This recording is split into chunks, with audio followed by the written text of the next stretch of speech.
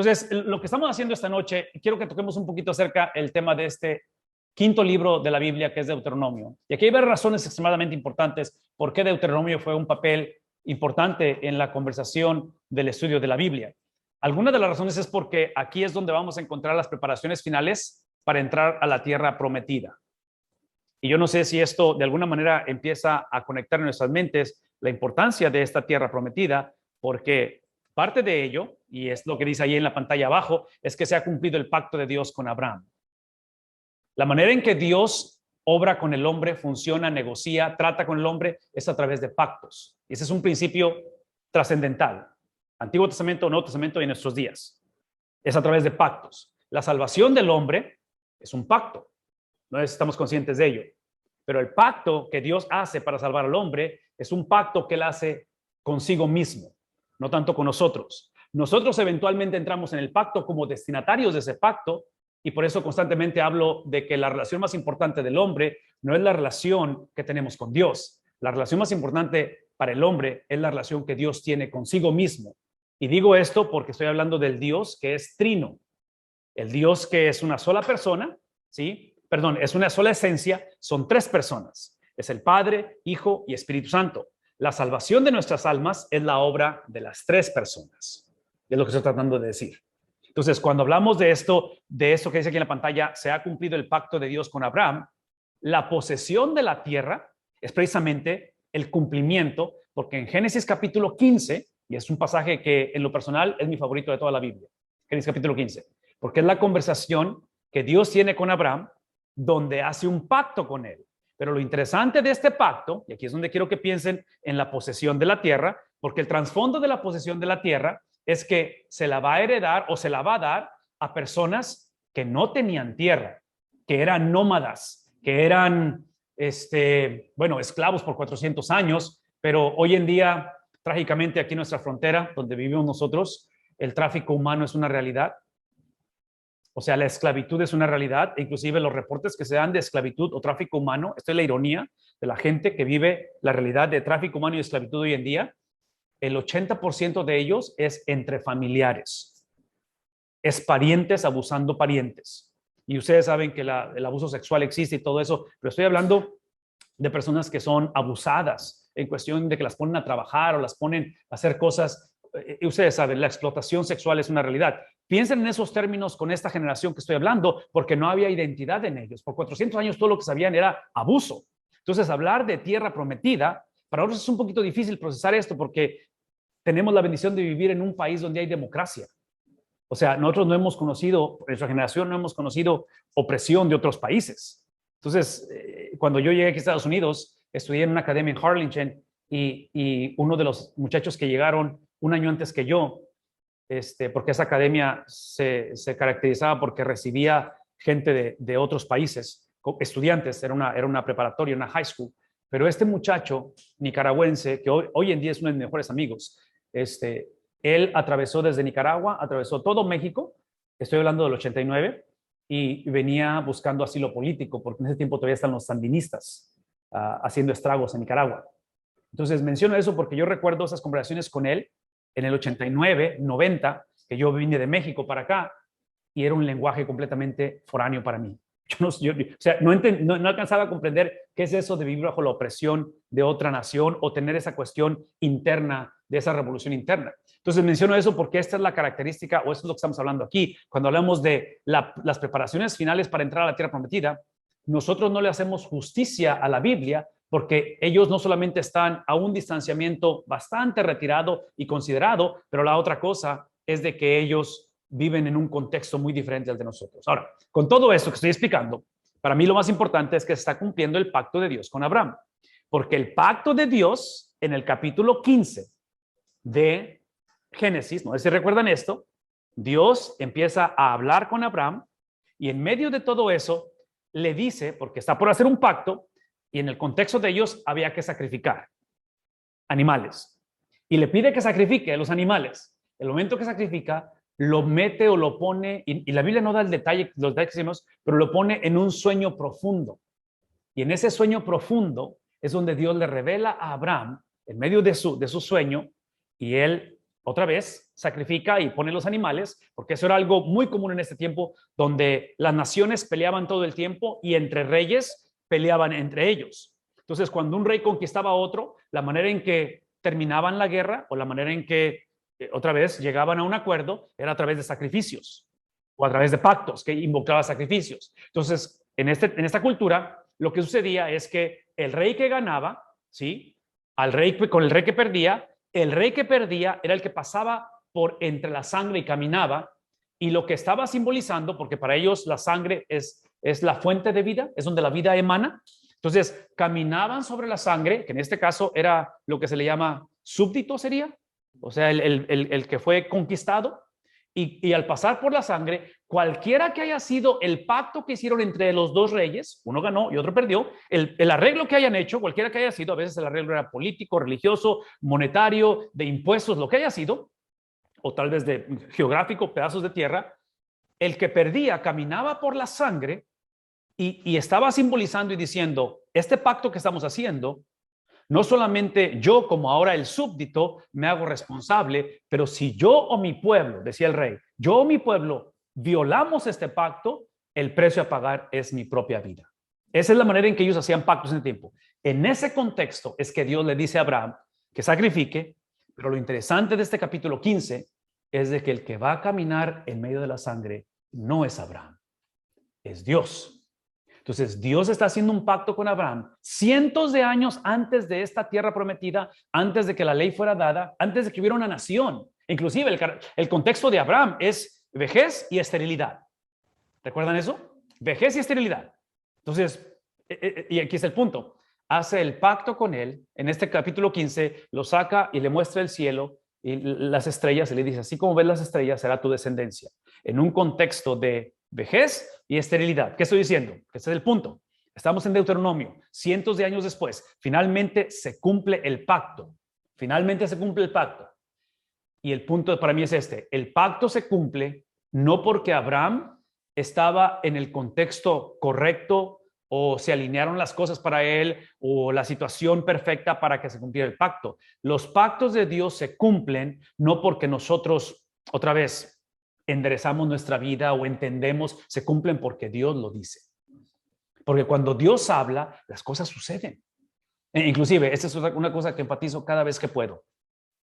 La salvación del hombre sucede porque Dios dice. Cuando Dios declara a alguien salvo, la persona es salva.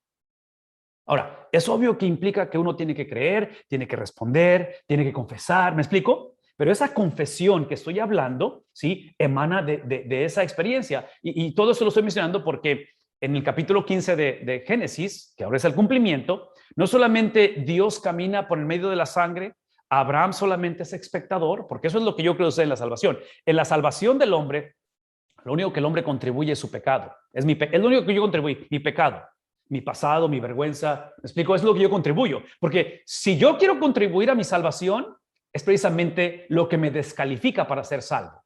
Pablo dice en Efesios que somos salvos a través porque por gracia sois salvos a través de la fe, no por obras, para que nadie se levante el cuello. Entonces, traduzcan eso en lo que estoy diciendo en Génesis, porque en Génesis, quien va a caminar por la sangre, Dios toma el lugar de súbdito. No decía, está claro. O sea, piensen lo que estoy diciendo. Él está tomando el lugar de súbdito. Entonces, mi pregunta para ustedes es esta. ¿Cómo es que Dios se hizo o se ha hecho súbdito? O sea, en este caso, piensen en un rey que conquista, en un rey conquistado, y él se pone como el conquistado. ¿Acaso Dios ha hecho eso? ¿Él llegó a humillarse en algún momento? Filipenses capítulo 2, dice el apóstol Pablo, haya en vosotros el mismo sentir, la misma mente que hubo en Cristo, el cual, siendo en forma de Dios, no consideró el ser semejante a Dios como cosa que dice, a que aferrarse. Es el concepto de alguien que va a usar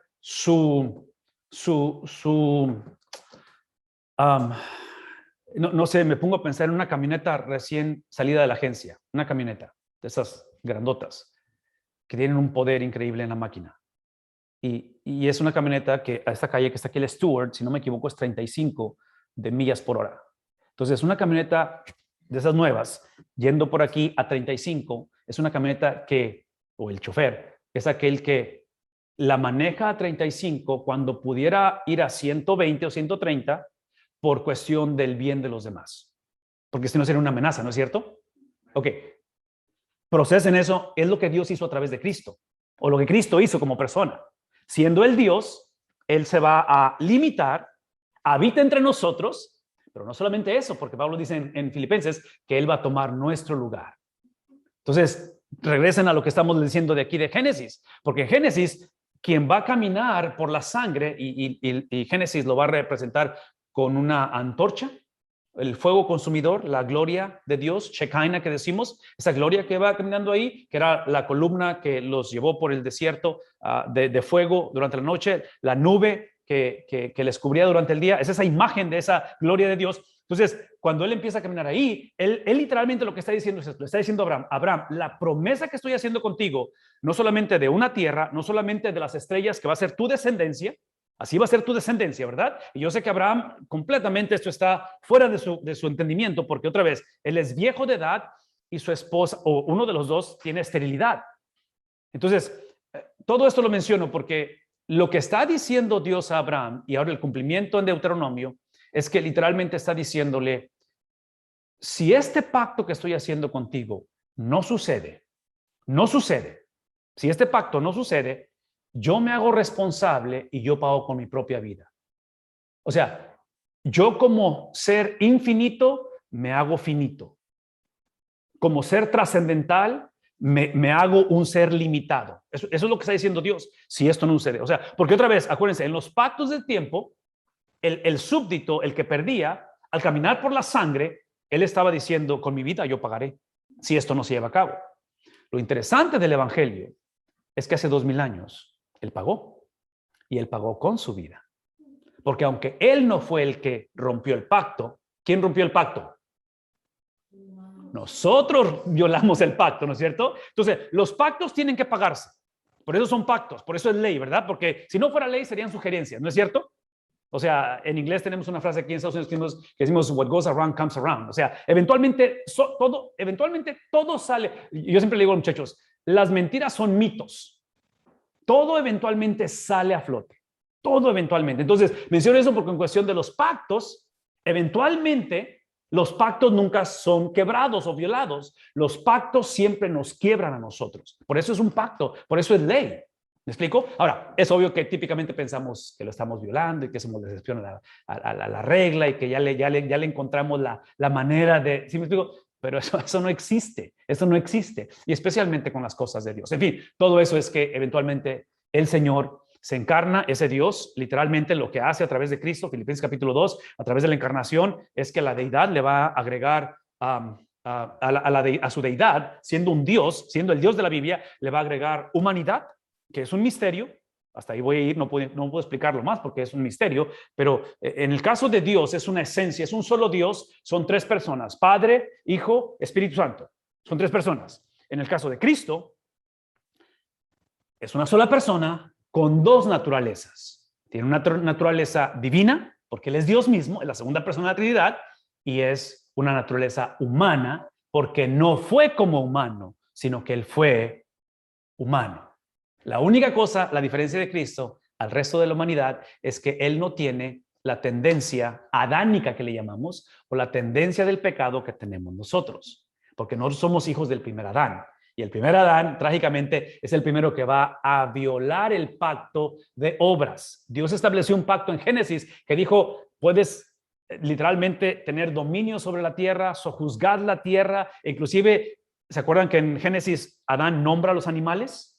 Esa es una cuestión de dominio, donde otra vez, y siempre digo esto en mis predicaciones, si mi casa se está quemando y Josué, mi hijo, está en la casa, y mi perro Chucho está en la casa y los bomberos entran, yo espero que saquen a Josué antes que Chucho. Porque no estoy en contra de los animales y queremos a Chucho en la casa. Pero hay más valor en el humano que en el animal. ¿Cuál es la razón? ¿Cuál es la razón? ¿Por qué hay más valor en el humano que en el animal? Eso, y la otra es que fuimos creados a su imagen y... Entonces, la Biblia dice que Dios en la creación sopló y el hombre fue un ser viviente. Entonces Él puso en nosotros su naturaleza. Por eso es que por eso es que el ser humano, aunque nacemos separados de Dios, el ser humano sabe que fue creado para una relación con Dios.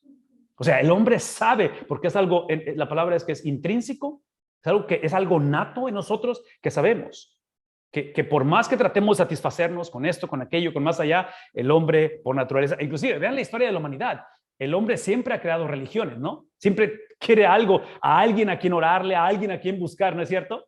Lo triste es que trágicamente erramos buscando otras personas en lugar del Dios de la Biblia. En fin, todo esto lo menciono porque eso es lo que hace Deuteronomio. Deuteronomio está transicionando en el cumplimiento del pacto. Entonces, yo veo esta experiencia de Deuteronomio como una encrucijada. Estamos en la etapa final, de tal manera que Génesis 12, que es donde encontramos ese pacto, capítulo versículo 3, prometió una tierra y una simiente. Una vez más, en Génesis 12, la promesa incluye tierra y simiente. Lo interesante es que en el Antiguo Testamento el enfoque es en la tierra, en el pedazo de bienes y raíces, en esa tierra prometida que están por poseer en Josué, que es el siguiente libro. Entonces el Antiguo Testamento se enfoca en el pedazo de tierra. En el Nuevo Testamento se va a enfocar ¿en quién? En la simiente, que en este caso es la persona de Cristo, ¿verdad? Entonces, por eso es que, y esta es una opinión muy personal o es una manera de interpretar la Biblia, y no tiene que estar de acuerdo conmigo, pero yo creo que los judíos son importantes, pero la importancia de los judíos es porque Dios los eligió. De ahí en fuera, la persona importante es un solo judío, no los judíos. Porque es lo mismo que pasa con nosotros. La razón que somos importantes es simplemente porque Dios nos escogió, porque nos ha salvado. Pero de ahí en fuera, si Él no nos salva, literalmente somos enemigos de Dios. Somos hijos de perdición. Nuestro destino es el infierno. ¿Me explico? O sea, no hay término medio. Hoy en día el problema más grande para la iglesia es la moralidad. Pensar que con moralidad la tienes hecha. Pensar que con las insignias, porque yo dejé de hacer esto, dejé de aquello y ahora, tú sabes, he cambiado mi vida. Y otra vez, no estoy en contra de que cambiemos nuestra vida, pero la realidad es de que, tiene que haber una regeneración en nuestra vida. Entonces, aquí el punto es que está enfocándose en la persona de Cristo. La palabra simiente, nada más porque está hablando, simiente es el concepto que encontramos en Génesis capítulo 3, versículo 15, después de que Adán y Eva pecan y la serpiente se aparece, pecan, se rebelan delante de Dios. Dios se aparece, trae juicio sobre la serpiente, juicio sobre Eva, juicio sobre Adán. Y después que los enjuicia, hace una promesa mesiánica en el 3:15 y dice que ahora la simiente de la mujer, y entre paréntesis, cuando digo simiente de la mujer, ¿todos entendemos ese lenguaje? ¿Sí? Esa es la razón por qué no creemos que lo que es concebido en el vientre de una mujer es tejido. Es un ser creado a la imagen de Dios. Por eso el aborto es un asesinato, es una afrenta ante el Creador. No sé si está claro. Y otra vez, estoy hablando de cosas que potencialmente no estén conectadas, pero hoy en día somos una generación que nuestra autonomía de pensar que somos autónomos, pensar de que es mi cuerpo, es mi sexualidad, es mi dinero, es mi vida. ¿Me explico? Hablar del suicidio asistido, la eutanasia se dice. No es otra cosa más que el hombre diciendo, hey, yo determino qué hago con mi tiempo, con mi juventud, con mi matrimonio, con mis nietos. ¿Me explico? Es mi llamamiento, es mi iglesia. No. El problema en Génesis fue precisamente que la serpiente, con su astucia, tuvo la habilidad de convencerlos de que Dios los posicionó como la corona de la creación, Adán y Eva, los pone como administradores de todo, dueños de nada. El principio de la Biblia es administradores de todo, dueños de nada.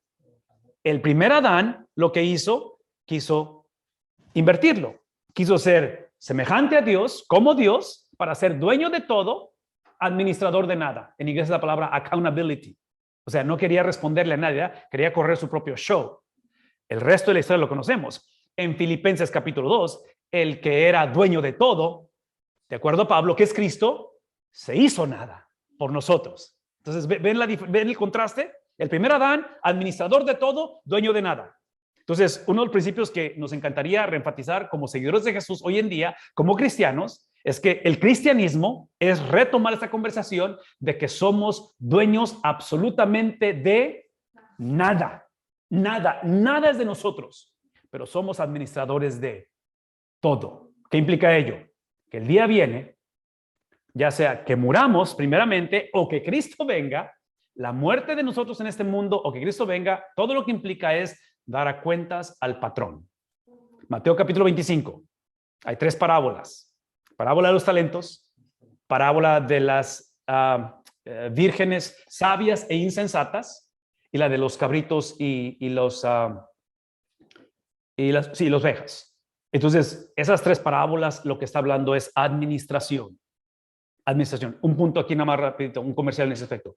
Estas parábolas de administración, de dar cuentas al amo, al Señor, al dueño que es Dios de todas las cosas, lo interesante de cada parábola es que la aparición o el regreso del amo, del patrón, es repentina. ¿Se han dado cuenta de eso? Cuando menos esperaban, ¡pum!, se apareció el dueño. Y wow. O sea, los que no estaban listos no supieron qué hacer. No supieron ni por dónde venía esto. ¿Sí? En la parábola de las vírgenes sabias insensatas, van, cuando escuchan que viene el esposo, salen a correr a traer aceite para sus lámparas, la puerta se cierra y es demasiado tarde, ¿verdad? Entonces ahí es donde dice, apartarlos de mí, sacarlos, echarlos al fuego, donde será el lloro y crujir de dientes. ¿Por qué? El punto es simplemente negligencia, el punto es apatía, el punto es caer en la misma mentalidad del primer Adán, que es pensar que somos dueños de todo, administradores de nada. No. Nadie es dueño de nada. Somos administradores de todo. E inclusive, lo interesante es que en Cristo somos coherederos. En Cristo somos copartícipes de ello. Y otro paréntesis grandísimo. Este es probablemente lo más importante que voy a decir.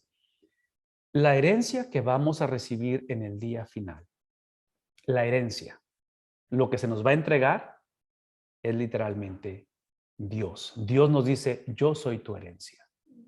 O sea, es obvio que hay un lugar que se llama cielo, es obvio que hay un lugar en el cual la influencia, la presencia, la presencia o la opresión del pecado va a desaparecer. La Biblia dice que instantáneamente seremos transformados a su imagen cuando morimos en Cristo, ¿verdad? Entonces, todos estamos, sobre todo con el mundo en que vivimos, sería increíble vivir en un mundo donde no hubiera la presión, el problema, la inseguridad, en fin, todo lo que hemos vivido, ¿verdad? Estamos conscientes de ello. Pero es más que eso. Es más que eso. O sea, la herencia, porque Pedro, el apóstol Pedro, en primera de Pedro, hablando a la iglesia de la dispersión, le está diciendo, en medio de persecución, en medio de confusión, le está diciendo la herencia, se me fue la palabra, la herencia que es incorruptible,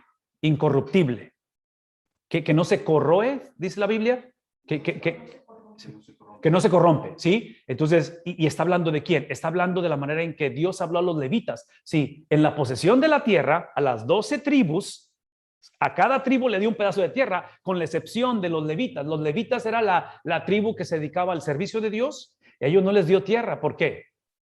Porque les dice lo mismo. Dice Dios, yo soy tu herencia. Entonces yo siempre típicamente regreso a la ilustración del matrimonio, porque Arely y yo tenemos 24 años de casados, y a mí me encanta estar casado. Cuando me casé, yo ya estaba listo para no ser soltero. Viví 24 años de soltero y ya estaba listo para casarme. Pero lo que he descubierto en 24 años, importante que es el matrimonio, yo no creo que el matrimonio es la experiencia más importante de la vida, porque yo pienso que los solteros, y muchos tenemos hijos solteros, la soltería es una etapa muy bonita y es un regalo, la soltería. Y menciono eso porque hoy en día como iglesias muchas veces predicamos un evangelio como que si como si el estar soltero es un problema, es una enfermedad. ¿Me explico? Y no lo es. Pero me dicen, punto. Mi punto es que así como Dios dice, yo soy tu regalo, yo soy tu herencia, al final de la jornada lo que recibimos es la presencia de Dios, es Dios mismo. Así pienso en el matrimonio, que el matrimonio es muy importante, es construir esa vida juntos, pero la razón que es importante para el matrimonio es por la muchacha con la que me casé. Entonces no es tanto el matrimonio, es importante el matrimonio, pero para mí el matrimonio lo más importante es que me lleva a la muchacha. Entonces cuando pienso en la salvación, es importante que no vayamos al infierno, es importante que tengamos esa confianza en Dios, todo eso es importante, pero al final lo que deseo es a Dios. O sea, es la persona de Dios, ¿me explico? No es tanto lo que, en este caso en el matrimonio, no es tanto que Arely traiga a mi vida esa compañía o que tengamos hijos, o que, me explico, que construyamos la vida juntos. Es importante, pero a mí dame la muchacha.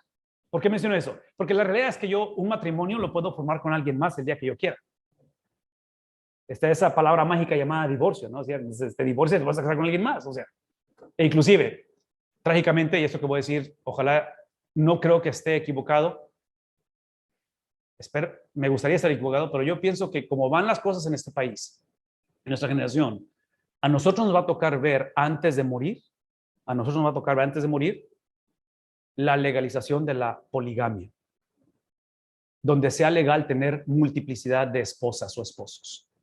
Porque somos una generación completamente, tenemos nuestro compás moral de cabeza. O sea, estamos en problemas, ¿no? Y aquí está el punto.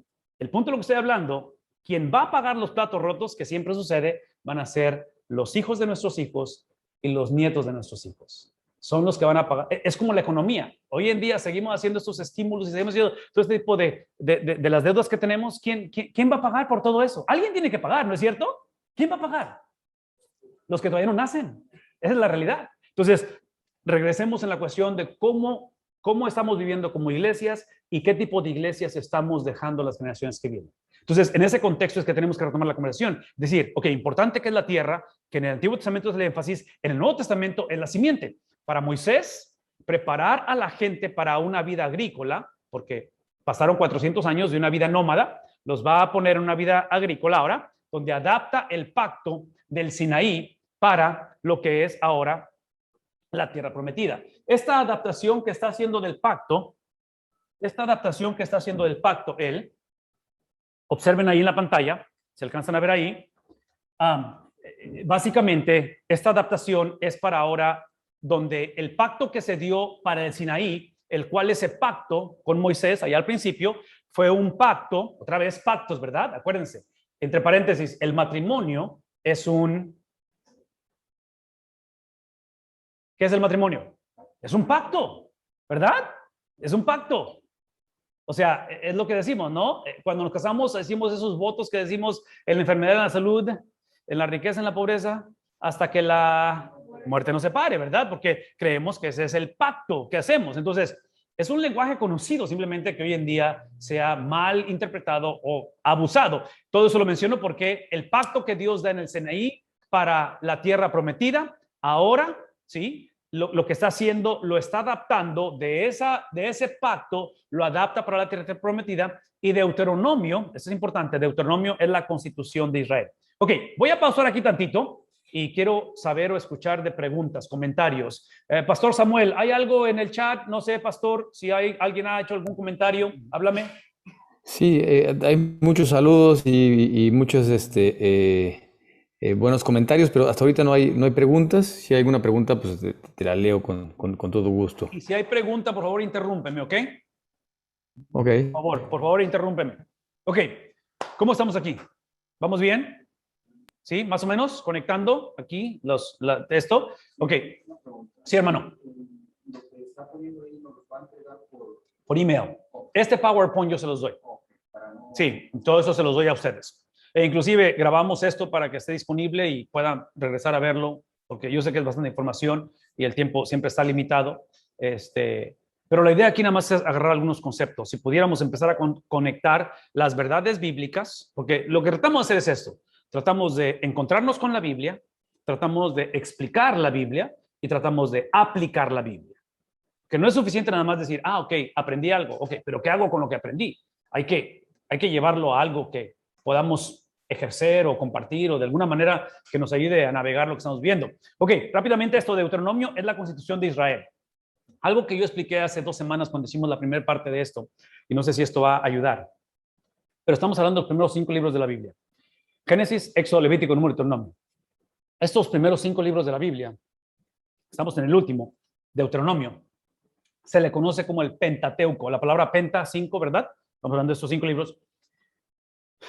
Yo tengo la idea, hasta donde alcanzo a entender esta cuestión de la Biblia, que estos 5 libros, primeros 5 libros de la Biblia, son, si ustedes piensan en una construcción, cuando van a construir un edificio, la ciudad o el estado pide unos planos por algún arquitecto. y tienen que ser oficiales para que se apruebe la construcción. Hay que tener unos planos. Yo veo estos 5 libros de la Biblia como los planos, en inglés decimos la palabra blueprints, los planos del discipulado de las naciones. ¿Cómo discipular a las naciones? Y la razón que uso esta terminología es porque lo que hizo Moisés es sacar un montón de gente de 400 años de esclavitud, los lleva por 40 años en el desierto, creando o formando en ellos los sistemas que ellos, porque otra vez, esa gente todo lo que sabe es esclavitud. Ellos no saben operar por sí mismos, ellos no saben, todo lo que saben es trabajar duro y multiplicarse, muchos hijos y mucho trabajo, es todo lo que saben. Entonces, de 400 años de esclavitud, ahora van a ser movidos a poseer una tierra y convertirse en una nación. Entonces, ¿cómo es que llevas a un montón de gente que no tiene identidad, que no tienen sistemas, crear sistemas y se convierten en cuestión de años en una potencia mundial? Porque menciono esto, porque observen esto, esta es la potencia mundial. Esto que ven en la pantalla es lo que estoy narrando ahorita, y si avanza la historia, aquí, en esta parte que ven aquí, es donde está el profeta Samuel, y este paréntesis que ven aquí, ¿sí lo alcanzan a ver? Este paréntesis que ven ahí es básicamente la monarquía unida. Es el tiempo del imperio, de los reinos, donde el primer rey es Saúl, viene David y su hijo Salomón, y ahí son una potencia mundial. Entonces, hablar de Éxodo, donde son un montón de gente sin identidad. Dios simplemente, vean este principio, Dios simplemente en el capítulo 19 de Éxodo, en el 20 de Éxodo, Él va a dar la ley. En el capítulo 19, Dios simplemente les dice, versículo 6, Él dice, ustedes son o son una nación de sacerdotes. Y eso es extremadamente importante porque Dios lo declaró antes de la ley. ¿Qué estoy diciendo? Que la ley, los mandamientos, no fueron dados para que la gente se convirtiera en el pueblo de Dios. Los mandamientos fueron dados como producto de la relación con Dios. Traduzcan lo que acabo de decir en cuestión de la salvación. Nosotros no somos salvos porque obedecemos, pero porque somos salvos, tenemos que obedecer. Entonces, la obediencia no nos lleva a algo. La obediencia es el producto de algo. Entonces, regresando a la relación de padre con hijo, por ejemplo, en la relación con mis hijos no son mis hijos porque me obedecen, pero porque son mis hijos, adivinen qué, tienen que obedecerme. Entonces, la obediencia no es opcional, es simplemente que no es para, y menciono todo esto porque en toda religión del mundo, no quiero saber, pónganme la religión que quieran, toda religión del mundo es a la inversa. En toda la religión del mundo, primero tienes que obedecer para que eventualmente a lo mejor puedas alcanzar una relación con Dios o ir al cielo, o ¿me explico? Ustedes regresen a la tragedia de hace 20 años, de septiembre 11. En la cultura musulmán hay por lo menos 5 experiencias para poder alcanzar la salvación o 5 pruebas. Pero en esas 5, ninguna de ellas garantiza que vas a entrar al cielo. Al final, en la cultura musulmán, literalmente depende de Mahoma y depende de Alá. Entonces, tú échale ganas como musulmán, échale todos los kilos, obedece y vamos a ver cómo será el final. La única manera en la cual garantizas que puedes heredar la vida eterna en la cultura musulmana o la religión es a través de como los musulmanes, ¿cómo pueden obtener la vida eterna en su religión? A través del martirio. Por eso, en septiembre 11, si ustedes ven los videos, los documentales, estos chavos, la noche antes de la tragedia, estos personas que hicieron la tragedia, se deschongaron. Hicieron un montón de barbaridades que típicamente no hace el musulmán, en el sentido de vivir en inmoralidad. ¿Me explico? Y menciono todo eso porque ellos, al darse en sacrificio con los atentados terroristas, ellos estaban garantizando, ¿qué cosa? La entrada al cielo y las vírgenes que ellos dicen que van a recibir, ¿no es cierto? Entonces, menciono todo eso porque observen cómo las religiones del mundo son religiones basadas en obras, en obediencia. La diferencia al Dios de la Biblia es de que sí existe la ley, existe la obediencia, existen las obras, pero las obras son como producto de ser salvo, no para ser salvo. No sé si está claro. ¿Vemos la diferencia? La manera en que típicamente lo digo es esto. Esta es la manera en que típicamente lo digo. La única manera de ser salvo es a través de Cristo. No hay manera que el hombre sea salvo excepto Cristo. Y lo acabo de explicar con Génesis capítulo 15, ¿verdad? Lo acabo de explicar todo eso. Pero si Cristo es el que puede salvar al hombre, su obra expiatoria, todo eso, Cristo también tiene la autoridad para determinar la razón o el propósito para qué somos salvos. Una vez más, y otra vez, regreso a la cuestión de hijos, a la cuestión del hogar. Si es Dios quien instituye la familia o el matrimonio o la crianza de los hijos, Dios lo instituye, es su idea. Si al principio era varón y hembra, Dios los creó, ¿no es cierto? Y les pide que se multipliquen, llenar la tierra y sojuzgarla. Entonces, Dios establece eso, pero el mismo Dios que establece esto es el Dios que establece la razón por qué establece esto.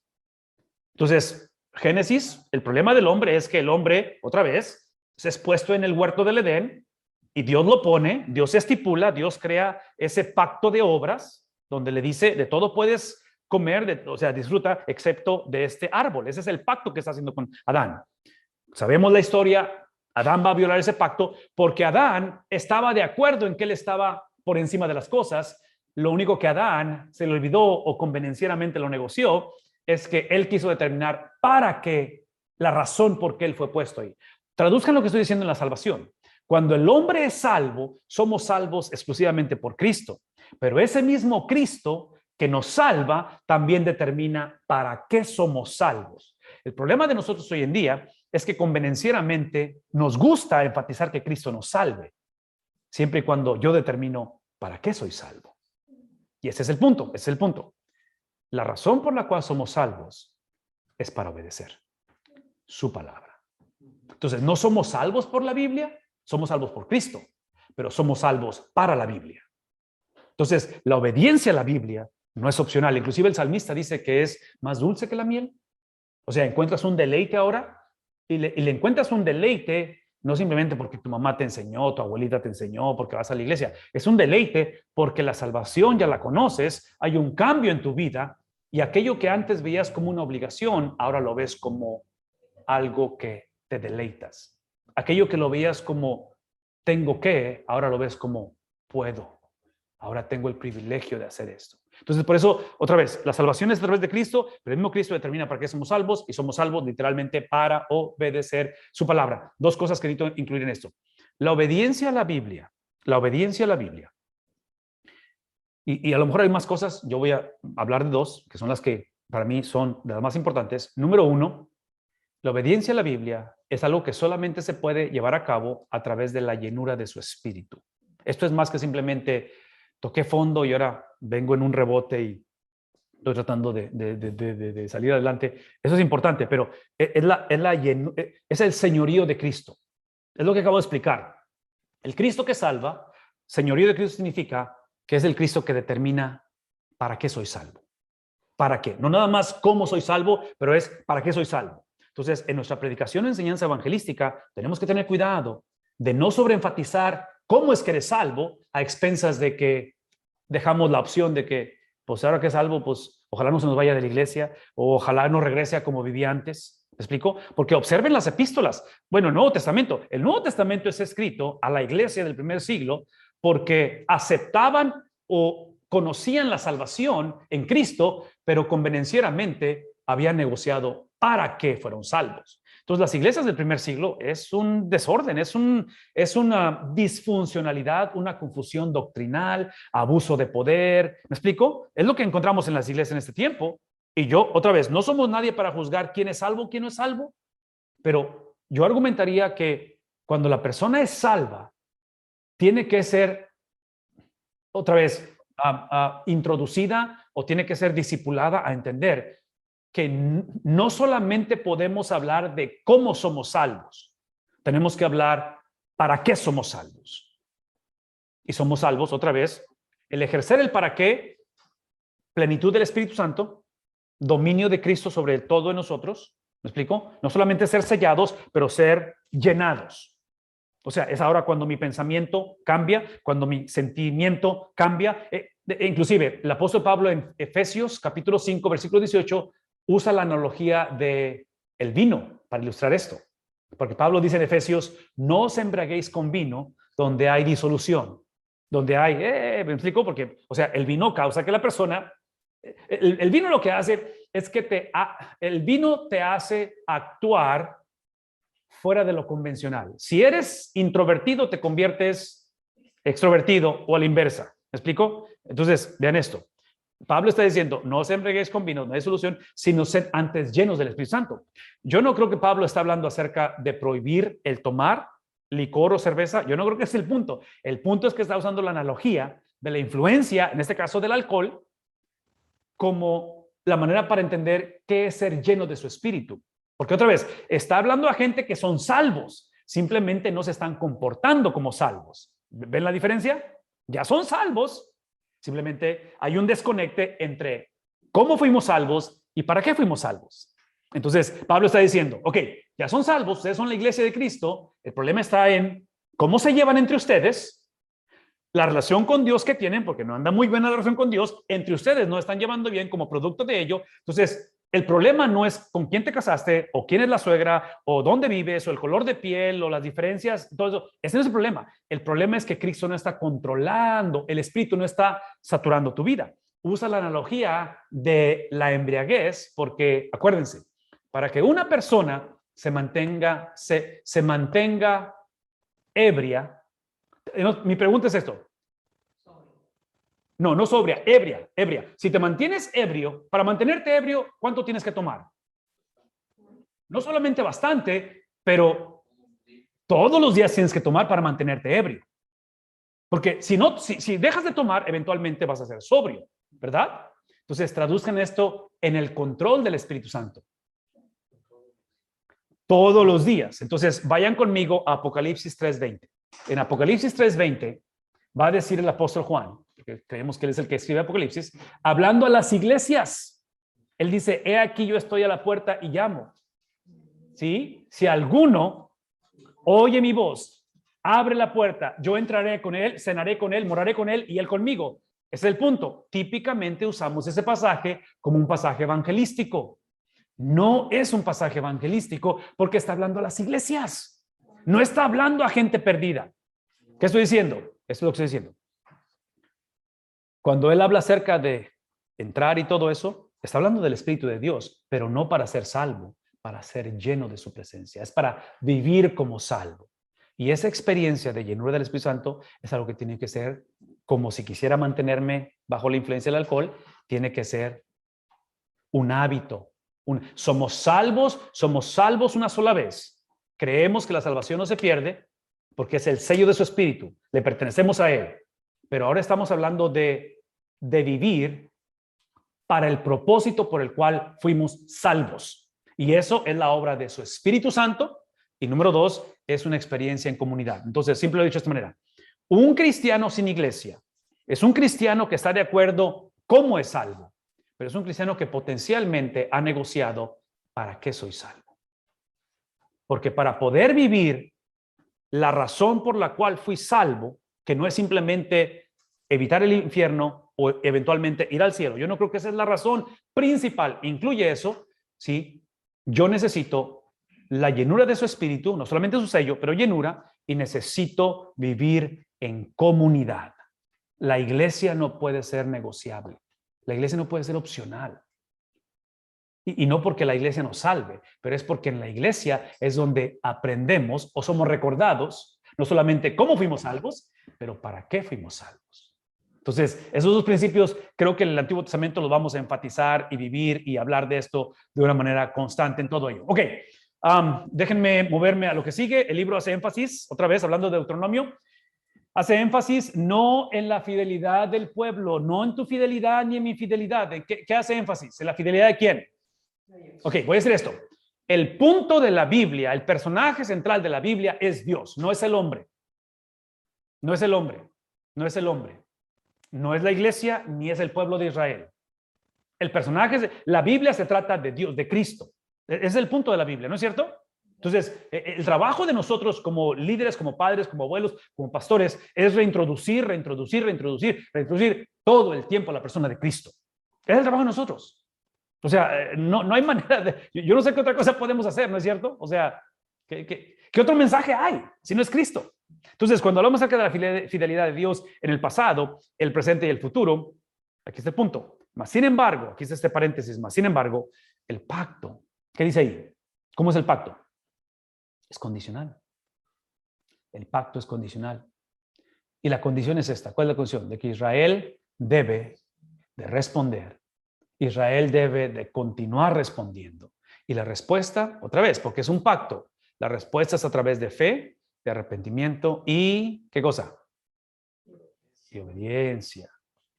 Entonces, simplemente piensen conmigo, traduzcan esto de fidelidad de Dios es la base.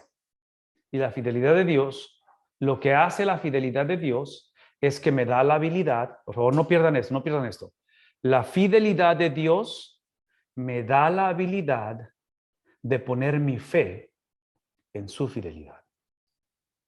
Una vez más, la fidelidad de Dios me da la habilidad de poner mi fe, no en mí. ¿En quién?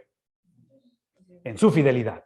De tal manera que aun cuando yo fallo, aun cuando yo desmayo, aun cuando yo cuestiono, aun cuando sé que mi cuerpo va en decadencia, ¿no es cierto? Porque ya no es como antes.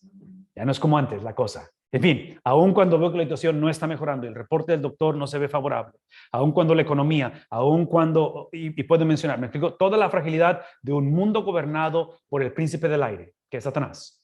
Aun cuando eso está, aún en mis limitaciones, aun cuando, hablando de Abraham, en mi vejez y en la esterilidad de mi esposa, en medio de todo eso, dice la palabra de Dios que Abraham le creyó y le fue contado por justicia. ¿Qué es el punto? Que Abraham tuvo la habilidad de, otra vez, de responder en fe, pero la fe es simplemente el vehículo para conectar con su fidelidad. Porque el punto es la fidelidad de Dios, el punto no es mi fidelidad. Porque si dependiera de mí, pues no, esta es la cosa media difícil, ¿no es cierto? Porque yo me conozco y mi esposa me conoce y, o sea, yo sé de qué pata cojeo. O sea, tal vez puedo poner ahí algunas apariencias y poner cosas en Facebook, ¿sí me explico? Pero la realidad es de que todos sin excepción hemos caído de la gloria de Dios. Todos sin excepción somos hijos del primer Adán. Todos sin excepción, literalmente, ¿me explico? Entonces, por eso es que cuando hablamos acerca de esta fidelidad de Dios, es lo que hace Deuteronomio, porque acuérdense, Moisés está hablando a los hijos de la congregación o de la generación que él sacó de Egipto. Los que está hablando Moisés aquí, al final de su peregrinar, porque pasó 40 años, Moisés, como el príncipe de Egipto, mata a un egipcio, sale huyendo, los próximos 40 años se la pasa como fugitivo de la ley en el desierto pastoreando ovejitas, y a los 80 años, 80 años, es cuando se encuentra con la zarza ardiendo, que es la presencia de Dios. Algunos dicen que es una preencarnación de Cristo, hablándole y diciéndole, hey, let's go, vámonos. Y es interesante porque me encantaría que dijera la Biblia que Moisés, después del asesinato que hizo y las cosas que hizo y perdió todo, porque él estaba destinado a ser el príncipe de Egipto, a ser un hombre muy poderoso, de la nación más poderosa, y pierde todo, ¿verdad? Y sale como expatriado, sale como fugitivo de la ley, y en medio de todo eso, 40 años pasan, se le aparece Dios y Dios dice, yo te he escogido. Lo interesante es que Moisés no había cambiado, Moisés no había dado evidencias de que, ¿me explico? Moisés, en inglés decimos, he was minding his own business. Él nada más andaba haciendo lo que él sabía, pastorear ovejitas. Aquí está un principio importante que me encantaría que nos lleváramos, o que de alguna manera pudiéramos tener esta conversación con nuestros hijos, con nosotros mismos también, pero con los hijos y los nietos. Lo que yo veo en Moisés, en esa época de andar en el desierto cuidando ovejitas, porque andar de pastor de ovejitas es de lo más bajo que había en ese tiempo. Y otra vez, él viene de ser el príncipe de Egipto y ¡pum! Da el trancazo a lo más bajo. En esos 40 años de que sale de Egipto y cuando se le aparece Dios en la zarza, en esos 40 años, lo que no vemos, por lo menos yo no lo veo, a lo mejor está ahí, pero yo no lo veo. Yo no veo a una persona que está tratando de buscar la oportunidad para poder ser descubierto con su potencial. En otras palabras, menciono esto porque hoy en día somos una generación tan inconforme, Siempre estamos pensando, o sea, ella no me aprecia, si ellos supieran el potencial que hay en mí, o vemos a los hijos y decimos, no está aprovechando su potencial. Lo vemos en ellos y trágicamente toman decisiones no sabias. Y menciono todo eso porque aún como pastores decimos, si yo estuviera en una iglesia con más recursos, con más gente, o tenemos la envidia del otro pastor, que me explico, siempre hay una insatisfacción, inclusive en el matrimonio. En el matrimonio encontramos todo siempre, donde decimos, es que ella me detiene, él me ha detenido. O sea, si no me hubiera casado con él. Ok, menciono todo esto porque lo que encuentras en Moisés, en José el soñador lo mismo, en esa etapa difícil, no los ves a ellos buscando oportunidades para ser descubiertos, sino lo que están buscando es ser desarrollados, crecer. En lugar de decir, si tan solo supieras todo el potencial que hay en mí. No sé si eso tiene sentido, porque otra vez, aquí es donde caemos en la situación de insatisfacción todo el tiempo. Lo que vamos a ver aquí en esta cosa es otra vez la fidelidad de Dios, y es el componente, Dios es fiel, y en su fidelidad, parte de su fidelidad es que nos pide, nos demanda, nos exige, nos condiciona, porque el pacto es condicional, a que respondamos en fe, arrepentimiento y obediencia. Estas tres cosas que ven en la pantalla, fe, arrepentimiento y obediencia, por favor, escuchen eso. Tiene que haber un punto inicial donde el hombre confíe o confiese, donde se arrepienta y donde literalmente obedezca. Es salvación, ¿verdad? O sea, para ser salvo tienes que creer, es la fe, tienes que creer, tienes que arrepentirte y tienes que obedecer y decir sí al evangelio, ¿verdad? Pero aquí es el punto. Ok, eso tiene que existir en la vida del hombre. En algún momento el hombre tiene, yo pienso en Hechos capítulo 9, pienso en Saulo de Tarso, que eventualmente es el apóstol Pablo, y en ese camino a Damasco es ese punto decisivo, ¿verdad? Donde cambia de noche a día, de muerte a vida. Pero como leemos el Antiguo Testamento a través del Nuevo Testamento, entendemos que esto que está aquí ciertamente inicia con una decisión al principio, pero ahora es un estilo de vida. Es un estilo de vida. Un estilo de vida de fe, que fe en la Biblia típicamente se traduce como fidelidad. Entonces es un cristianismo de fidelidad, no un cristianismo circunstancial o temporal. El otro es arrepentimiento. No nos arrepentimos para ser salvos, pero nos arrepentimos porque ahora que somos salvos, entre más conocemos la persona de Dios, más me doy cuenta de mi pecado. En el capítulo 6 de Isaías, el llamamiento a Isaías, si tienen oportunidad, léanlo. Pero lo primero que Isaías responde al encontrarse con Dios es, ¿alguien recuerda qué es lo que dice? Ay de mí, que soy muerto. Lo primero que reconoce es su condición y dice así, dice el libro de Isaías, I am done. O sea, ¡pum! Literalmente, su presencia me consume. Y dice, y vivo en medio de gente literalmente perdida, muerta. Entonces, lo primero que hace el evangelio es exponer, es como una sí, y lo que va a exponer, sí, nos confronta definitivamente, pero estoy pensando en donde pones los rayos X. Tienes una de esas laminitas de rayos X, lo pones y así a simple vista no alcanza, hasta que lo pones en la luz, dices, ok, tiene este problema, ¿sí me explico? Eso es lo que estamos hablando aquí.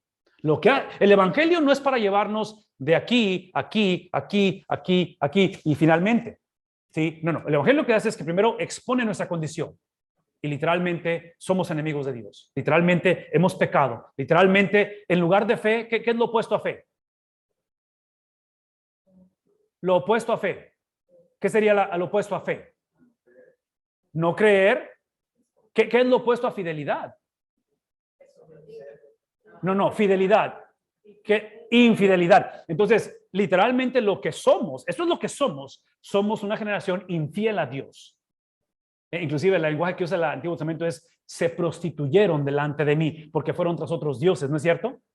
Es lo que le llaman aquí y esto lo vamos a ver más adelante, pero en inglés es la palabra yahwismo, que es la adoración a Jehová, al Dios de la Biblia, combinada con otra cosa.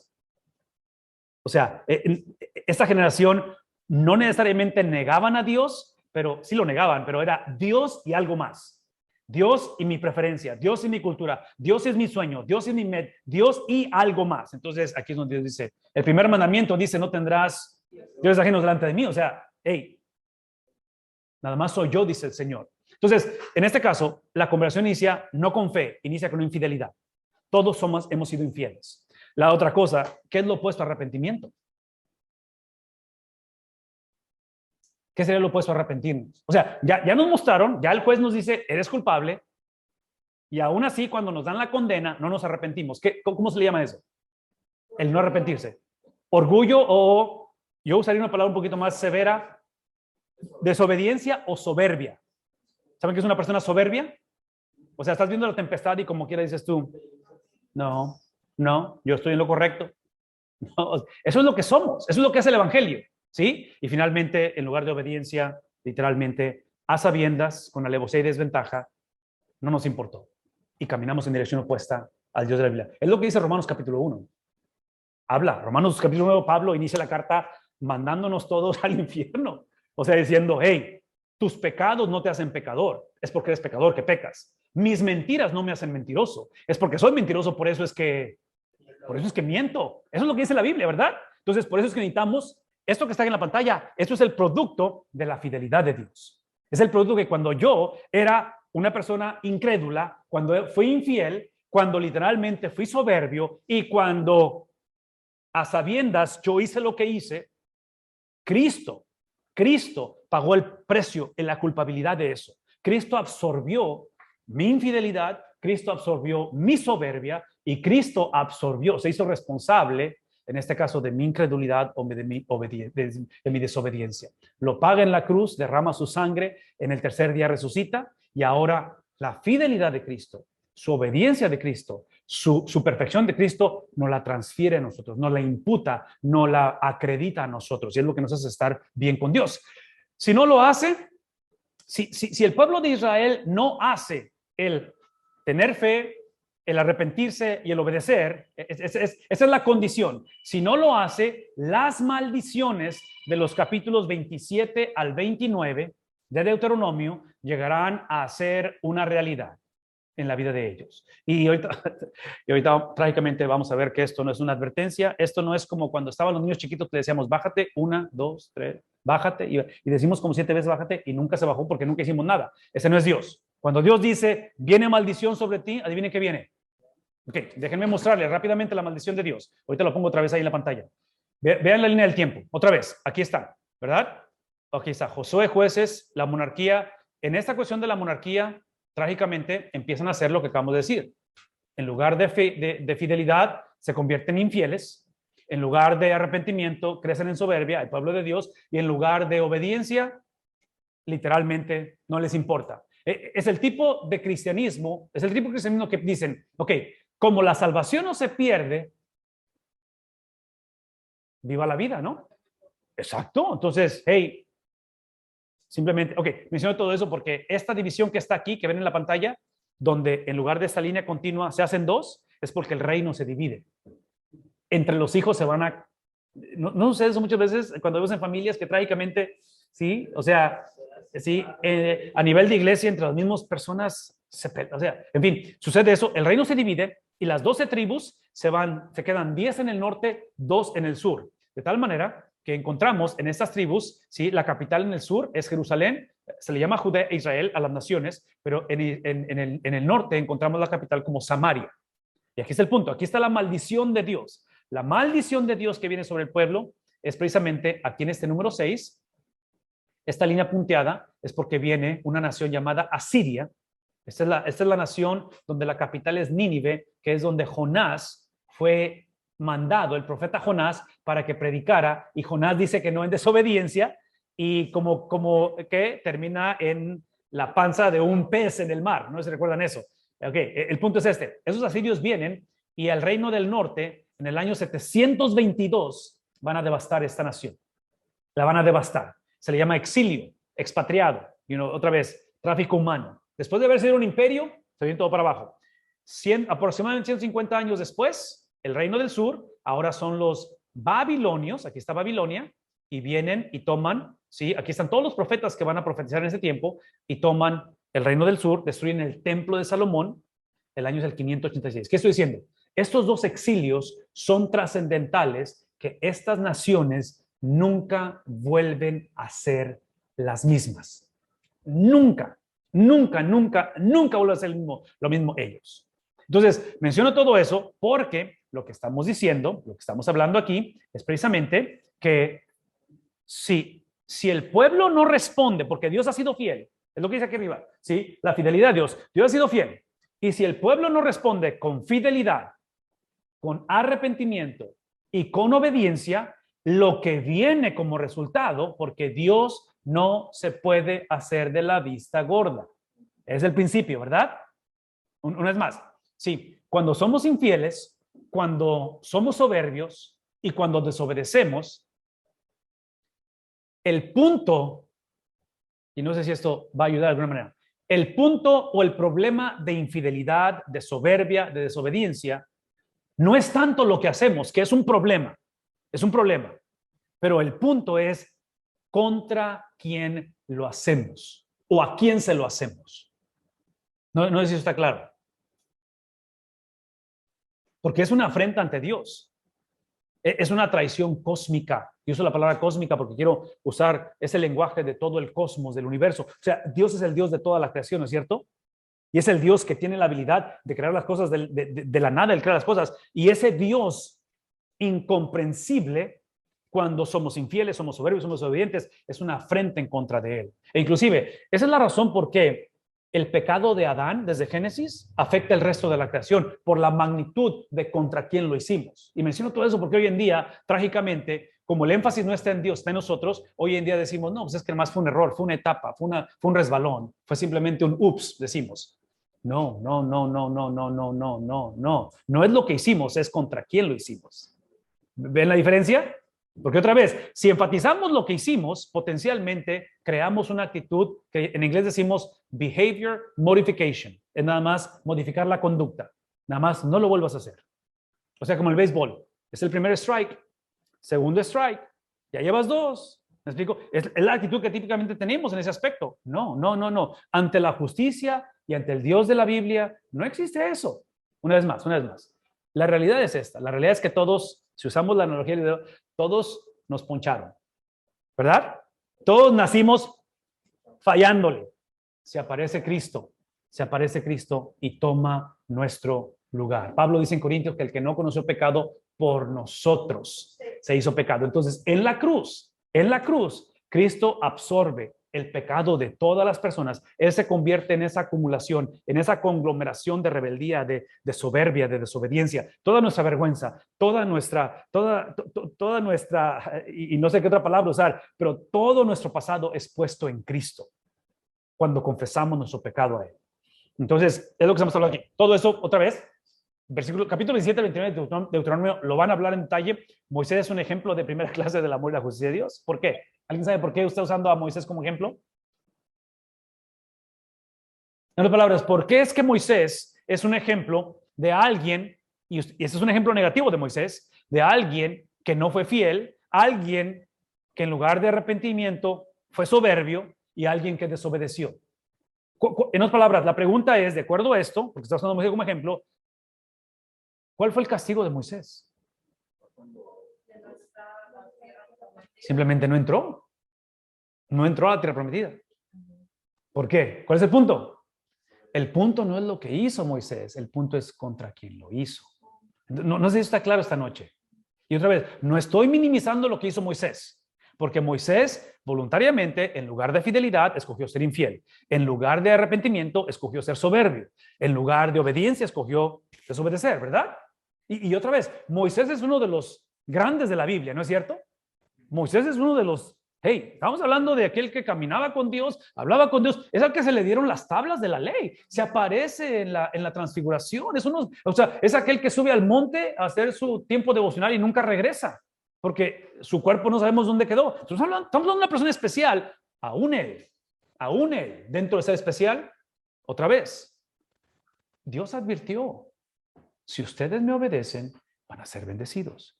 Si ustedes me desobedecen, va a haber maldición. Nunca les dije esto, pero el baño está ahí atrás. Y hay otro baño aquí, ¿ok? Si quieren usar baños, ahí están. Discúlpenme, pero nunca les avisé eso. Ok. Nada más por si alguien necesita usar el baño. Hasta el líder especial de Dios es responsable de obediencia. Otra vez, la desobediencia siempre acarrea, ¿qué cosa? Y una vez más, por favor, escúchenme, porque nosotros no somos hindús. En la cultura hindú o en la religión hindú se cree en el karma. ¿Sabe qué es el karma? Sí, otra vez de que si te portas bien, te va bien, si te portas... En otras palabras, sí hay consecuencias de acuerdo a lo que hacemos y todo eso, pero al final de la conversación, otra vez, al final de la conversación, vivimos en un mundo gobernado por Génesis capítulo 3, por un mundo gobernado por el pecado. Y el justo, el obediente, va a sufrir. ¿Sí? El impío, el desobediente en este mundo va a prosperar. O sea, van a suceder cosas que son incoherentes. ¿Me explico? En esta vida. Va a haber momentos en que vamos a llegar a la situación donde decimos, ok, esto no tiene sentido.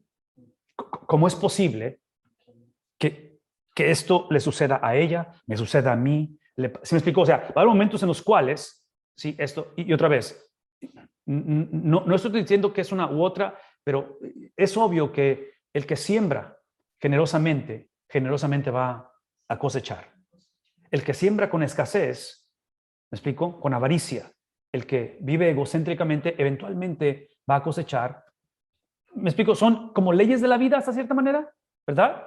Pero a la misma vez, en esta vida vamos a encontrar situaciones que aun cuando sembraste generosidad y ayudaste a otros y luchaste por avanzar, potencialmente esto no funcionó. Va a suceder eso también. ¿Por qué? Porque vivimos en un mundo gobernado por el príncipe del aire. Porque Satanás tiene poder, limitado y temporal, pero tiene poder. Ahora, todo esto lo menciono, esa es la razón. Porque una de las preguntas que la gente se hace hoy en día es por qué hay gente buena que le pasan cosas malas. ¿Han escuchado eso anteriormente? Pero según mismo la palabra dice, en el mundo tendréis aflicción, pero confiad, dice Dios en vuestra vida. Y otra vez regresamos a la cuestión de la fe, a la fidelidad. O sea, confiar es, quiero que te mantengas fiel en medio del caos. Quiero que tengas la habilidad de depositar tu fe en mi fidelidad. Entonces, Dios no está pidiendo que seamos fieles. Dios está pidiendo que nuestra fe esté depositada en qué. Es como un aval. Sí, cuando te da un aval, un cosigner, eso implica, si yo hago cosign a alguien, eso implica que esa persona, si por alguna razón no puede pagar la nota, ¿quién asume la responsabilidad? Ok, entonces, cuando el hombre, cuando el cristiano, cuando el seguidor de Jesús vive una vida de fidelidad en un mundo que está de cabeza y que nos afecta a todos, eventualmente nos afecta, lo que está diciendo Dios es esto. Si tú vives, en este caso, fiel, con fidelidad, si tú, en lugar de soberbia, escoges arrepentimiento, o la palabra que yo vendría con arrepentimiento es humildad, porque sería lo opuesto a soberbia, ¿no? O sea, es humildad. Y si tú vives en obediencia, en lugar de simplemente decir, a mí nadie me dice qué hacer, es mi vida, es mi dinero, lo que sea. Si escoges eso, lo que Dios está diciendo es que yo soy tu aval. Yo me hago responsable de lo que pasa en tu vida.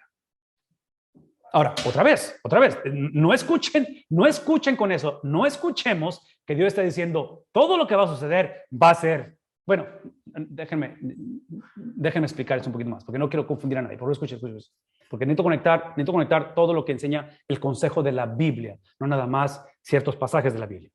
En el libro de Romanos, capítulo 8, tal vez es el versículo más conocido o más famoso, capítulo 8, versículo 28, Pablo dice, y sabemos que a los que aman a Dios, todas las cosas les ayudan a bien.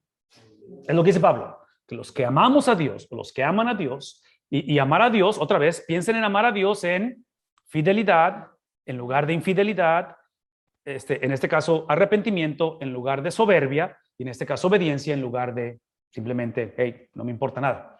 Eso yo diría que es amar a Dios, ¿verdad? Fe, arrepentimiento y obediencia. Ok, ven eso. Pablo dice que ustedes saben que los que aman a Dios, todas las cosas les ayudan a bien. Si eso es cierto, ¿qué pasó con todo el sufrimiento? ¿Qué pasó con Job? ¿Qué pasó con...? Mencionó todo esto porque si alguien fue fiel, si alguien vivió una vida de humildad y alguien fue obediente, fue Cristo.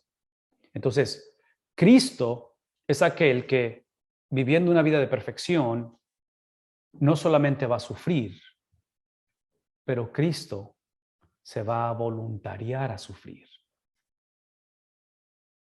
Y eso es importante, hablar de cómo Él se voluntarea, porque esa es su misión, el sufrimiento. Como oveja, dice, delante de sus esclavos, Él enmudeció y no abrió su boca. Cristo se da esa descripción como el siervo sufriente. Cristo se describe como varón de dolores. ¿Qué estoy diciendo? Es lo que estoy diciendo. Que en su obediencia, en su perfección, en su fidelidad, en su humildad, Cristo, a Él le va a suceder la tragedia más grande en ese sentido, pero Él lo hace voluntariamente. Ese es el punto. El punto es que el sufrimiento de Cristo no fue el producto de bullying. Cristo no fue víctima de, en inglés se dice la palabra fate, que sería como suerte o destino. El destino, como es lo que decimos hoy en día, o sea, bueno, simplemente, hey, pues, o sea, la economía, de repente se nos vino para abajo la economía y ¡pum! Se viene una crisis, ¿me explico? O sea, es como pensamos, ok, Cristo no fue víctima de nadie. Desde antes de la fundación del mundo, fue establecido que Cristo iba a sufrir por el pecado de la humanidad. Ahora, por favor, todo eso lo menciono porque otra vez, es obvio que Cristo está en una categoría, él solo, porque esta cuestión de que, digamos, ¿cómo es posible que a gente buena le pasen cosas malas? A la luz de la Biblia, no hay absolutamente ni siquiera uno bueno. Entonces, no podemos decir que porque a la gente buena le pasan cosas malas, porque no hay bueno ni siquiera, o sea, la Biblia dice que no hay justo ni siquiera uno. Por cuanto todos hemos pecado, estamos destituidos de la gloria de Dios, ¿no es cierto? Somos hijos del primer Adán, en fin, lo dije hace rato, nuestras mentiras no nos hacen mentirosos, porque soy mentiroso es porque he hecho mentiras, ¿verdad? Esa es la razón. Ok, entonces, necesitamos tener cuidado con que, hey, ¿por qué le pasan cosas malas a gente buena? No hay buenos. El único bueno que hubo, Él se voluntarió a todo eso. Pero otra vez, regresando a Romanos 8:28. Romanos 8:28, Pablo está diciendo, y sabemos, él asume que sabemos, ¿ok? Entonces, espero que sepamos, que él dice, sabemos que los que amamos a Dios, mantenemos fiel, somos humildes, obedecemos, los que amamos a Dios, todas las cosas, ¿qué cosa? Nos ayudan a bien. Ahora, aquí es el punto, y esto es lo que me gustaría que nos lleváramos esta noche, y ya estamos por terminar, pero esto es importante. Cuando Pablo dice que todas las cosas nos ayudan a bien, quiero que traduzcan o que hagan un esfuerzo en pensar en lo que es inmediato. ¿Y qué sería la otra cosa? Lo opuesto a inmediato. Lo inmediato y lo posterior sería lo que viene retardado, lo que viene al final de esto. Inmediato, posterior. ¿Conmigo? Sí, es claro eso. Ok. Otra vez. Los que aman a Dios, sabemos que a los que aman a Dios, todas las cosas les vienen a bien. Esta cuestión de que todo nos ayuda a bien en medio de un cáncer, en medio de, y puedo hablar de cosas, la vida tiene cosas muy bonitas. Una de las cosas que yo disfruto mucho es la comida. A mí me encanta comer. Entonces, es una bendición comer, ¿no es cierto? Son unas cosas tan ricas, sobre todo marisco. Ese me encanta. Pero aquí está el punto. En cuestión de que las cosas nos vayan bien, hay una posibilidad de que en lo inmediato, no nos ayuda. Pero en lo posterior. ¿Por qué? Porque Cristo viene por segunda vez. Y cuando Él venga por segunda vez, viene a enderezar toda la injusticia, viene a limpiar todas esas lágrimas, viene a traer el consuelo que necesitamos. Entonces, esto que me sucedió a mí a la edad de 14 años, lo que le sucedió a mi papá, la situación, me explico, cada experiencia trágica, difícil, irreversible, si pudiéramos regar el tiempo y todo eso, que sucedió en lo inmediato, el cristiano, por eso Pablo está diciendo, sabemos que lo inmediato, lo que está sucediendo ahorita, lo que sucedió hace 14 años, 15 años, 2 semanas, esto que va a suceder en lo inmediato, el cristiano tiene la habilidad de verlo, filtrarlo a través de lo posterior. Esa es la diferencia que tenemos, que en lo posterior, vean lo que voy a decir, si esto es cierto, lo posterior me dice que al cristiano nunca le pasan tragedias, porque lo inmediato es filtrado a través de lo posterior. Pero eso implica que al no cristiano toda bendición se convierte en tragedia. Porque conforme Dios bendice justos e impíos, cada bendición que Dios derrama sobre la vida del inconverso, que escoge vivir en desobediencia y escoge ser soberbio y pensar que no hay Dios, el día del juicio, ¿qué va a pasar? Será llamado. Te hablé, me manifesté, escuchaste mi mensaje, viste mi manifestación y escogiste endurecer tu corazón. ¿Sí ven lo que está pasando? Es un contraste de que el cristiano realmente no conoce tragedias. Y aunque vivimos en un mundo donde nuestro corazón está cicatrizado, o a lo mejor todavía no cicatrizan ciertas heridas, y a lo mejor vienen cosas en las cuales dices tú, pues ¿dónde está Dios? ¿En qué quedamos? ¿Me explico? No lo sé. Y no estoy prediciendo tragedia, ni mucho menos, nada de eso, ni predico un evangelio de pobreza, ni nada de eso. Pero todo lo que estoy diciendo es de que en lo inmediato, es cierto, hay cosas que no tienen sentido, hay cosas que son injustas, hay cosas que no tienen... En lo inmediato hay cosas que yo sé que yo he creado y que si pudiera regresar el tiempo las haría diferente. En lo inmediato hay cosas que me han hecho y que otra vez no sé por qué me las hicieron. En lo inmediato hay cosas que suceden como las cosas de lo natural, o sea, terremotos, ¿me explico? Que están fuera de mi control. Pero todo eso lo filtramos a través de lo posterior. Porque el día viene en que todo será hecho nuevo. El día viene en que Cristo viene a traer la consumación de las cosas, de su reino, de su autoridad, de todo lo que Él ha prometido. Entonces, eso es lo que nos lleva a recordar esa fidelidad de Dios. Pero como estamos en medio de lo inmediato y lo posterior, ese es el reto, ¿verdad? Porque estamos en medio de los dos. O sea, Cristo todavía no viene, no hemos muerto, es que todavía estamos aquí, ¿sí? Entonces, como estamos la pregunta es ¿qué hacemos? Y lo que hacemos es, continuamos poniendo nuestra confianza ¿en quién? En la fidelidad de Dios. Porque otra vez, tener confianza es importante. O sea, tener fe, yo argumentaría que el hombre no puede vivir sin fe. El hombre en alguien, inclusive, lo peor que podemos hacer es confiar en mí mismo. Porque es obvio que yo para hacer el papel de Dios nomás no, ¿verdad? O sea, pues no juegues. Soy un Dios pésimo si yo quisiera ser Dios.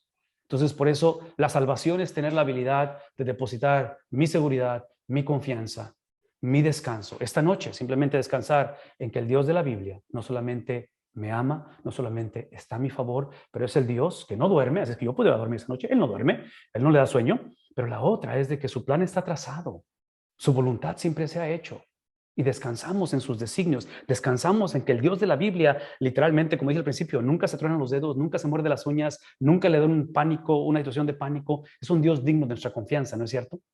Y es donde pedimos esa habilidad de parte de Dios. Y es lo que rogamos hacer. Pero una vez más, esto que acabo de describir, dos cosas. Y en una de su espíritu y en comunidad. La iglesia no puede seguir siendo opcional para la vida del cristiano.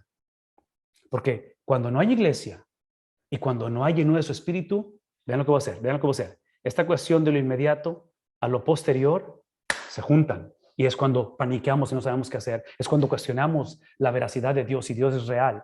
Porque filtramos todo a través de lo inmediato y no pensamos que hay un mañana, no pensamos que hay un futuro. ¿Me explico? Y que ahora soy parte del destino o lo que hice hace 14 años. ¿Me explico? O sea, empezamos a procesar todo esto y es martirio.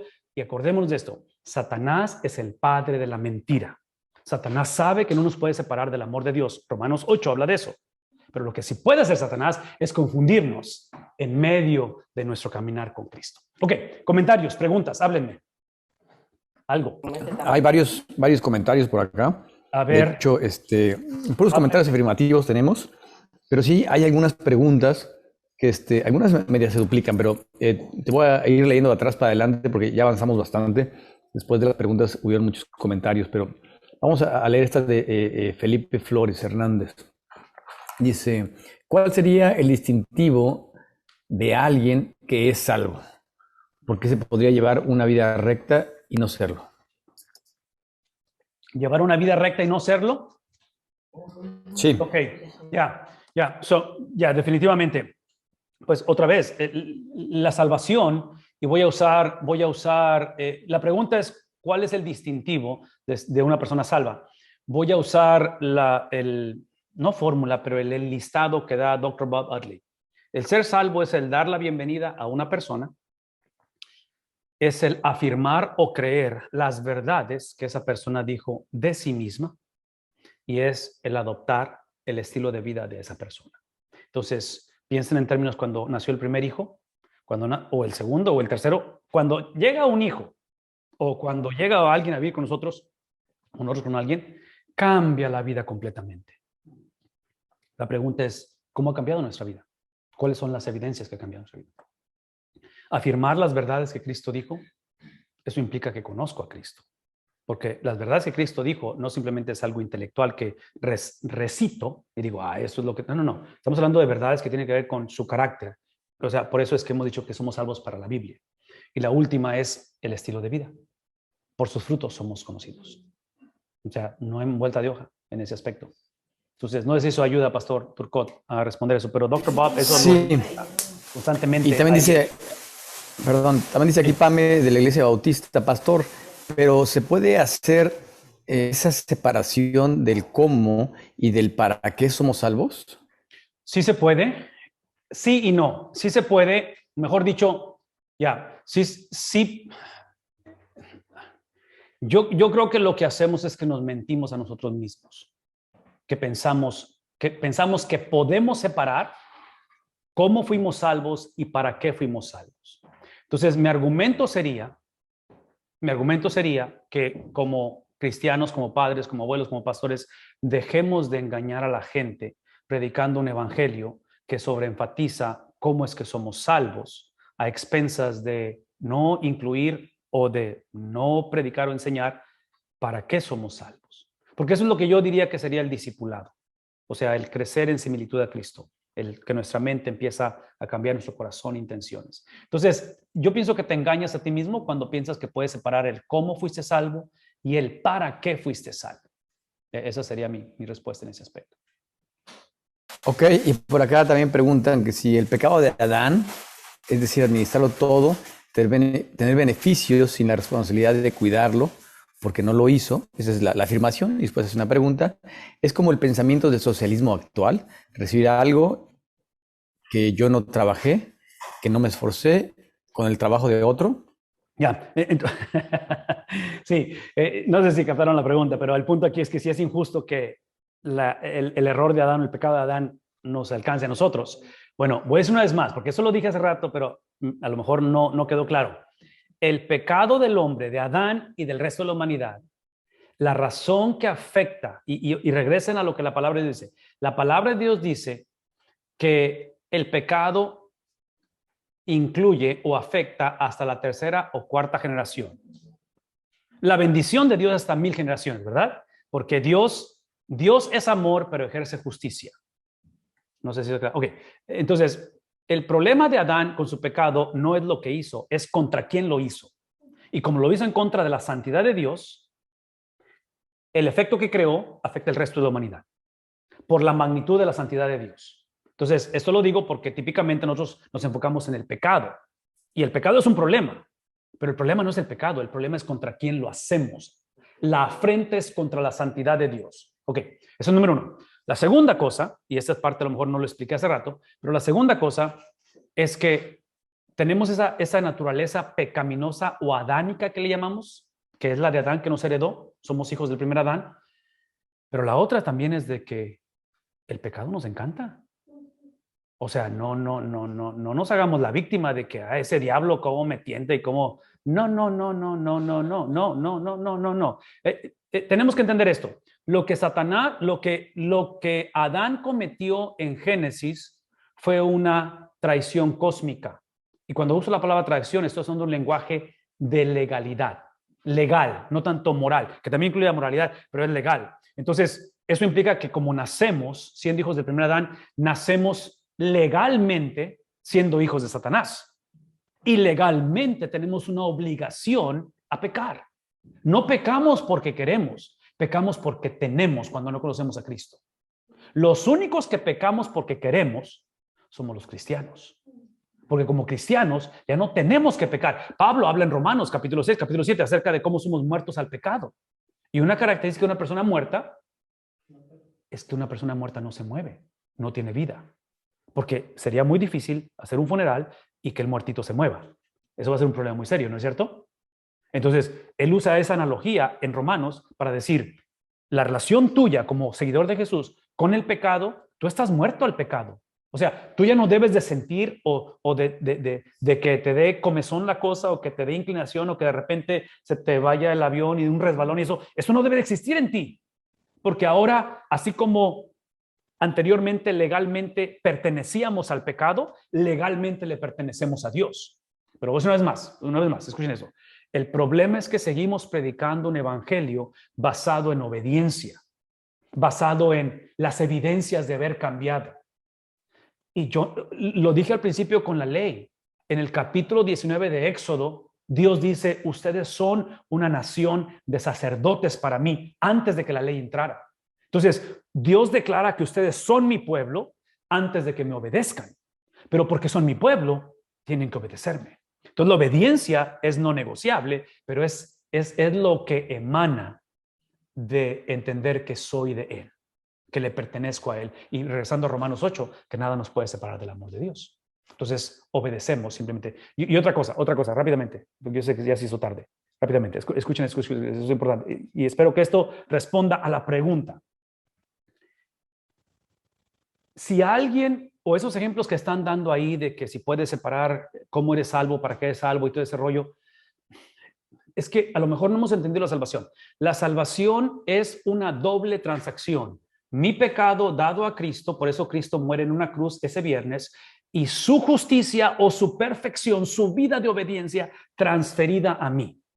Entonces, y menciono eso porque la obediencia de la que estamos hablando es una obediencia foránea, es la obediencia de alguien más que me transfirió, que él imputó, que él acreditó en mí. Entonces, la vida del cristiano no es una vida simplemente de una persona que antes hacía cosas muy malas, pero ahora hace cosas buenas y obedece. No. La vida del cristiano es alguien que estaba muerto en pecado, enemigo de Dios, y ahora vive la vida de alguien más. Es la vida de Cristo que Él vivió por 33 años. Cuando Él sale de la tumba, Él no la transfiere, Él nos la imputa, Él no la acredita. Porque acuérdense, en la cruz yo le imputé, Adán me imputó su desobediencia, me acreditó, soy hijo de Adán. Él me la transfirió eso a mí. Entonces, nacimos literalmente muertos al pecado, nos gusta el pecado, entonces somos el producto de dos cosas, lo que Adán nos heredó y aparte que nos encanta hacer esto, ¿verdad? Estamos bien comprometidos con el pecado. Pero ahora en Cristo, yo le transfiero esa herencia de Adán, se la transfiero a Cristo, Él va a la cruz, Él derrama su sangre, pero el domingo en la mañana, cuando Él resucita, Él me transfiere su perfección, su obediencia, su mente, su sentir. Entonces, el problema de la iglesia, como no vivimos bajo la plenitud del Espíritu Santo y no lo vivimos en comunidad, por eso es que pensamos que la obediencia es la mía, es mi obediencia. Es mi lucha, es mi tenacidad, es mi... Entonces, yo digo que son las dos. Es la obediencia de Cristo que ha sido transferida en mí. Por eso es que quien habita en mí es el Espíritu Santo. Es el Espíritu de Cristo. Es la vida de Cristo que habita en mí. Pero también existe mi libre albedrío. Entonces, yo también tengo que decidir hacerlo. Pero ¿cuál de los dos es? Es como las dos piernas. ¿Cuál de las dos piernas necesitamos más para caminar correctamente? Las dos. Llega un momento en que cuando caminamos o corremos, ya no se ve la diferencia. Así es esto. Es la obediencia de Cristo, es mi obediencia. Es lo que Cristo ha hecho en mí y es lo que necesito hacer yo. Entonces, ¿cuál de los dos es? Es los dos. La vida del cristiano típicamente se complica cuando ignoramos la vida de Cristo, la obediencia de Cristo, y pensamos que es por mi obediencia, es por la manera en que yo vivo, por lo que he hecho por ti, por mi fidelidad ante ti, cómo he cuidado de tus hijos. ¿Me explico? Empezamos a sacar nuestro resumen, empezamos a actuar, en inglés usamos la palabra entitlement, pensando que me debes por todo lo que he hecho por ti. Entonces yo diría que es una de las señales de alguien que está negociando esto, que está pensando que a alguien le debe. Porque la realidad es que si somos salvos es exclusivamente por gracia. Es gracia, es la misericordia de Dios. Y otro paréntesis, una cuestión de la gracia es que no puede ser demandada. Dios tiene que darla voluntariamente. No puede ser demandada la gracia. Y para ser un poquito justo con el salvo típicamente no sabe. Entonces, por eso es responsabilidad de uno, porque es lo mismo que pasa con un recién nacido. O sea, el recién nacido tienes que cuidarlo, alimentarlo y eventualmente ya el chamaco crece y ahora sí lo hace responsable de su vida, de su dinero y todo eso. Pero no puedes esperar a alguien que es recién convertido que sea responsable de esto. Pero si pudiéramos crear un ADN, una conversación continua a través de la predicación de la enseñanza, donde estos mensajes se presenten no solamente ocasional, pero constantemente estemos hablando de esto. El mensaje total de la Biblia. Y lo que yo típicamente recomiendo es que prediquemos o enseñemos a través de libros de la Biblia. Eso es mi recomendación, que estudiemos de manera personal libros de la Biblia. Esa es mi recomendación. porque ahí es donde vemos todo el consejo de Dios en lo que estamos hablando.